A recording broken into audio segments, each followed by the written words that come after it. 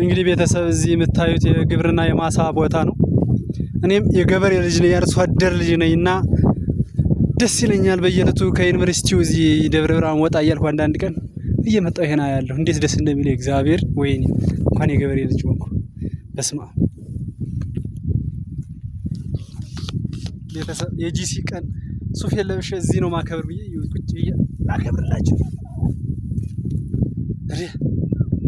ያለው ደስታ መድኃኒዓለም ሽመል ይመስላል።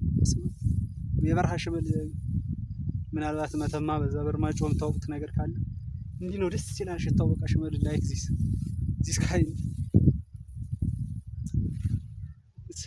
አንተ ስንዴ ነው የሚባለው የገብስ ነው ስሙን አላውቀውም። በነገራችን ላይ ሰሊጥ ብቻ ነው ማውቀው። የበረሃ ልጅ ነው ማውቀው። ታምሪ ነኝ እንኳን ገበሬ ያሳደገኝ አባት አለ። ግብርና ኢዝ ጉድ።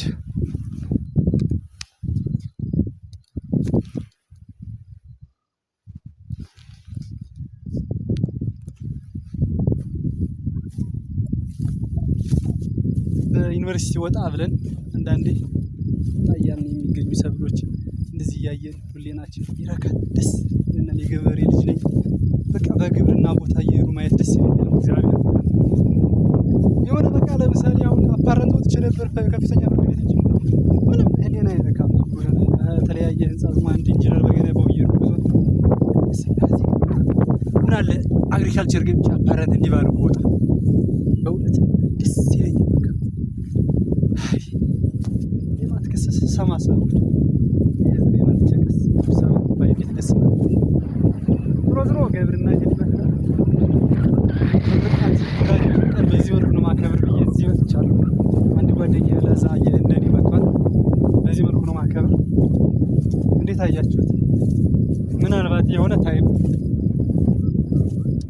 አፍሪካ ህብረት ብገባ ዩናይትድ ኔሽን ውስጥ ብገባ ለገበሬዎች የሆነ ነገር ምናልባት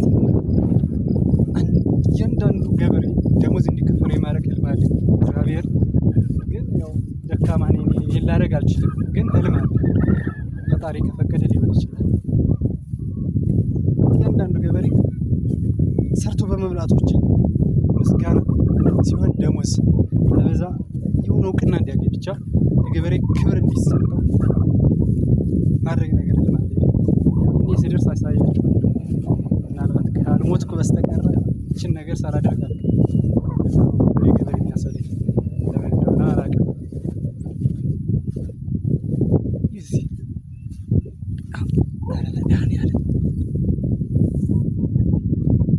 አንተ ሽታው ደስ ይለኛል። እባክህ ይመችው። ገብስ ነው ስንዴ ነህ? አይ የኔ ብጤዝሙ የበረሃ ኩታራ አጠራቅሜ ይዤ ምንም አውቁም ነው ወይ ስንዴ ነው ወይ ገብስ ነው መቼም።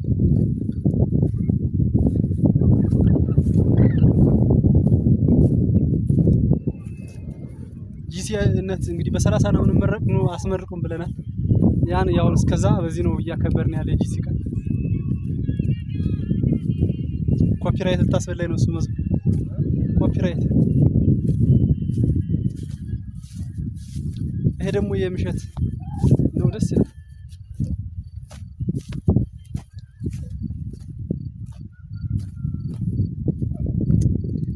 እንኳን የገበሬ ልጅ ሆንኩ። በስመ አብ